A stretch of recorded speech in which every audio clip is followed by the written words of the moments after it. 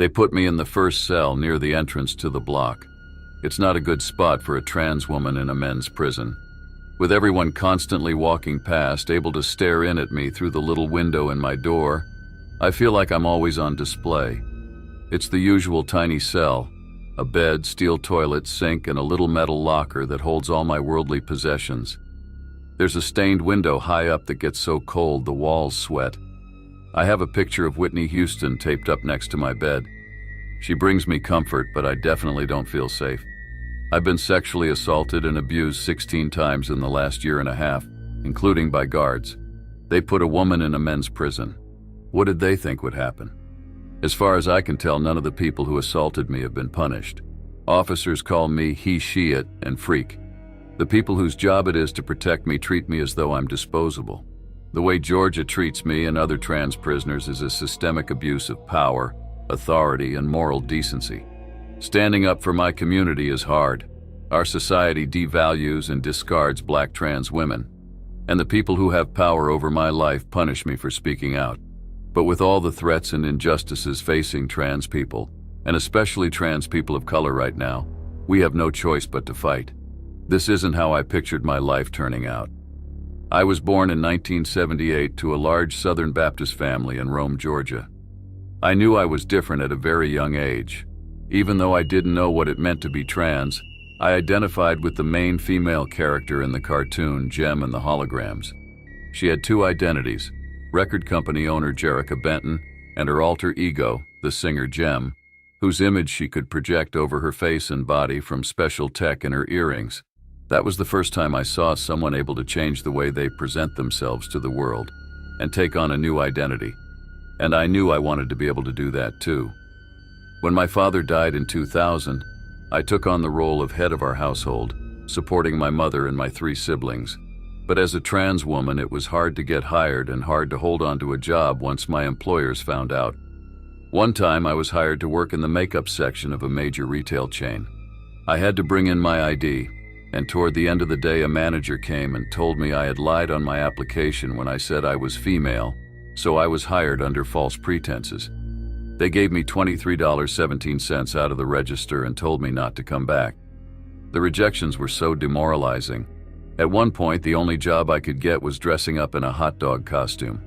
I remember sweating inside that hot dog and thinking there had to be more to life than this. After years of being denied opportunities, I was arrested and charged with burglary for pawning a used electric saw my boyfriend had stolen that was worth less than $200 new. I was sentenced to 12 years in prison by a judge who treated me with open hostility and told me I didn't belong in our town.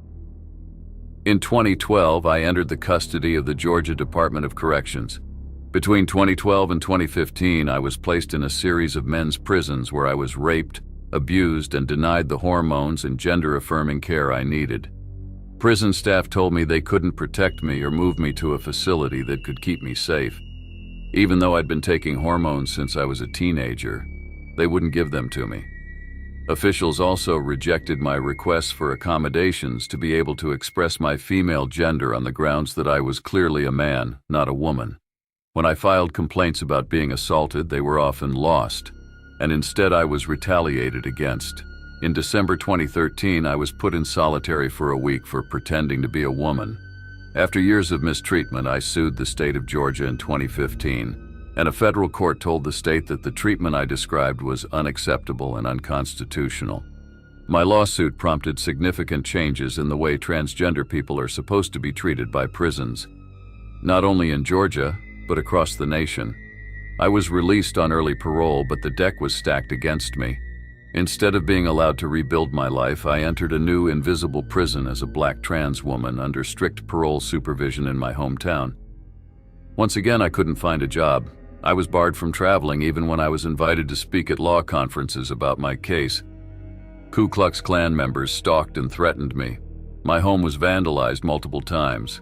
Law enforcement harassed me, hitting me with so many traffic tickets that I was forced to surrender my car. Finally, in the fall of 2019, after traveling to a treatment center in northern Florida for my post-traumatic stress, I was sent back to prison for a technical parole violation.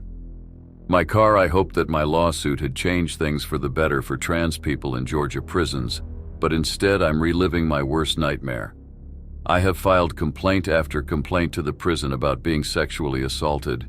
I wish you could understand what it's like to walk down a hallway and be groped by so many people that I can't tell whose hands are on me, or to be sitting for a haircut and feel the barber pressing his erection into my shoulder.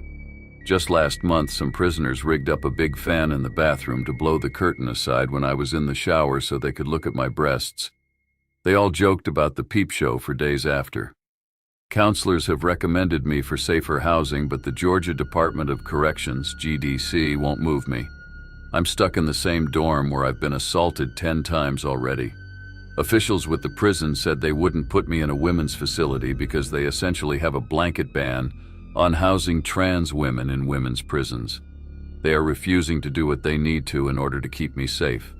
On top of that, the prison is giving me spotty, irregular access to hormones, which isn't how they need to be administered, and they have again tried to strip me of my womanhood. They have rejected my requests for gender-related health care, insisting that I identify as a man. I have lived as a woman my entire life. This is not a costume I've slipped in and out of.